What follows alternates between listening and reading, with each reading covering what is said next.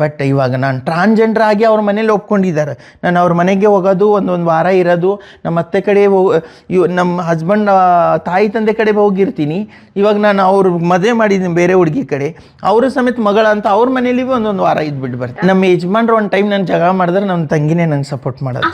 ಅವಳು ನನ್ನ ಗಂಡ ಎಷ್ಟೋ ಅವಳ ಜೊತೆ ಹೋದ್ರ ಅವಳಿಗೇನು ಮಕ್ಕಳಾಗಲ್ಲ, ಅವಳೇನು ನಮ್ಮ ಆಸ್ತಿ ಕೇಳಲ್ಲ.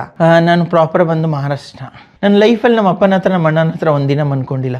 ಚಿಕ್ಕ ವಯಸ್ಸಿಡ್ದು ನಂದು ಇವಾಗದಲ್ಲೂ ಹೋದ್ರೂ ನಮ್ಮ ಅಮ್ಮ ಹತ್ರನೇ ಮನ್ಕೋದು ನಾನು. ಆವಾಗ ಏನು ಮಾಡೋದು, ಇವಾಗ ಫೇಲ್ ಆಗಿಬಿಟ್ಟಿದ್ದು ಮನೇಲಿ ಬೈತಾರಂತ ಓಡೋಗ್ಬಿಟ್ಟೆ ನಾನು. ಟ್ಯಾಬ್ಲೆಟ್ಗಳು ಅಷ್ಟೇನು ಗೊತ್ತಾಗ್ತಿಲ್ಲ, ಅವರು ಹೇಳ್ತಾಯಿದ್ರು ಓನರು. ಆಮೇಲೆ ನಾನೇ ಕಲ್ತ್ಕೊಂಡು ಇಂಡಿಪೆಂಡಾಗಿ ನಾನೇ ಮೆಡಿಕಲ್ ಸ್ಟೋರ್ ನಡೆಸ್ತಾ ಇದ್ದೆ.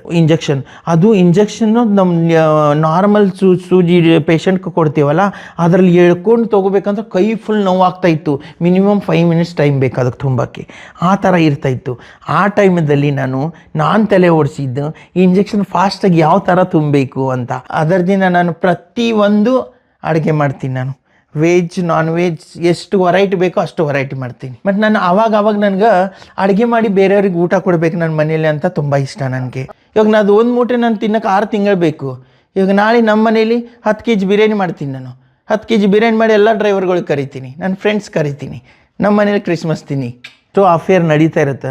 ನಾನು ನೈಟಲ್ಲಿ ಮನ್ಕೊಳಗೆ ಈ ಕಡೆ 5 ಹುಡುಗರು, ಈ ಕಡೆ 5 ಹುಡುಗರು, ಸೆಂಟ್ರಲ್ಲಿ ನಾನು. ಎಷ್ಟೋ ಜನ ಮೋಷನ್ ಅಲ್ಲೇ ಬೆಡ್ ಮ್ಯಾಗ ಮೋಷನ್ ಪಾಸ್ ಮಾಡ್ತಾಯಿದ್ರು, ಅದು ಕ್ಲೀನ್ ಮಾಡೋದು, ಅವ್ರಿಗೆ ಪ್ಯಾಂಪರ್ ಚೇಂಜ್ ಮಾಡೋದು. ಅಲ್ಲಿ ಎಷ್ಟು ದೊಡ್ಡ ಹಾಸ್ಪಿಟಲ್ ಎಲ್ಲರದಲ್ಲಿ ನಾನು ಕೆಲಸ ಮಾಡಿದ್ದೀನಿ. ಪೀಡಿಯಾಟ್ರಿಷಿಯನ್, ಆರ್ಥೋಪೆಡಿಕ್, ಸೈಕಾಲಜಿಸ್ಟು, ಗೈನೆಕ್ಕು ಎಲ್ಲರದಲ್ಲಿ ಮಾಡಿದ್ದೀನಿ ಮೇಡಮ್. ನಾನು ಒಂದು ಸಂಬಳ ಸಾಕಾಗಲ್ಲ ಅಂದ್ಬಿಟ್ಟು 2 ಹಾಸ್ಪಿಟಲ್ ಕೆಲಸ ಮಾಡ್ತಾಯಿದ್ದೆ. ಇವಾಗ ಒಂದು 10 ನಿಮಿಷದಲ್ಲಿ ಒಯ್ದು ಮಷಿನ್ ಮ್ಯಾಗ ಹಾಕಬೇಕು, ನನಗೆ ಪ್ರಾಣ ಬಂದುಬಿಡ್ತು.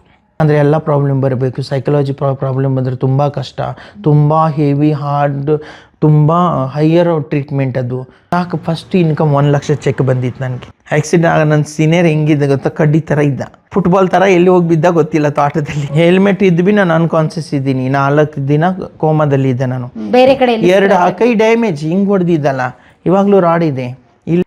ಆ ಮಷೀನು ನಾವು ಹೋದ್ರೆ ಭೀ ನಮ್ಮ ಪ್ರಾಣ ಇದೆ ಅಂತಲೇ ಹೇಳುತ್ತದು. ಇದು ಉಸಿರು ಆಡ್ತಾನೆ ಇರುತ್ತೆ, ಯಾಕಂದ್ರೆ ಅದು ಸಿಸ್ಟಮ್ ಹಂಗಿರುತ್ತೆ. ಒಂದು ವಾರ ಪೇಷಂಟ್ ಡೆತ್ ಆಗಿಟ್ರೆ ಭೀ ಅದು ಇದೆ ಅಂತಲೇ ಗೊತ್ತಾಗುತ್ತೆ. ಇಷ್ಟು ಎಲ್ಲ ರಾಧಾಗಳು, ಆ ರಾಧಾಗಳದಿಲ್ಲಿ ನೀನು ಒಬ್ಬನೇ ಕೃಷ್ಣ ಅಂತ. ಇಷ್ಟು ಜನ ಇದ್ರೆ ಭೀ ಒಂದಿನ ನೀನು ಏನೋ ತಪ್ಪು ಮಾಡಿಲ್ಲ ಅಂತ ಮಿನಿಮಮ್ 30,000 ಇದ್ದೇ ಇರುತ್ತೆ. ಆ ಮಷಿನ್ ಮ್ಯಾಗ ಹೋದ್ರೆ ನಮ್ಮ ಪೇಷಂಟ್ ಬರುತ್ತಂತ ನೋ ಗ್ಯಾರಂಟಿ. ಹೋಗೋದಿರುತ್ತೆ ಪೇಷಂಟಲ್ಲಿ ಕಡಿಮೆ ಇರುತ್ತೆ. ಎಷ್ಟೋ ಜನ ಅದರಲ್ಲಿ ಮ್ಯಾಗ ಒಂದು ವಾರ ಇಟ್ಟು ದುಡ್ಡು ತೆಗಿತಾರೆ ಹಾಸ್ಪಿಟಲ್ಲಿ. ಒಂದು ದಿನಕ್ಕೆ ಎಷ್ಟು ದುಡಿತಾ ಇದ್ರಿ ಸೆಕ್ಸ್ ವರ್ಕಿಂದ?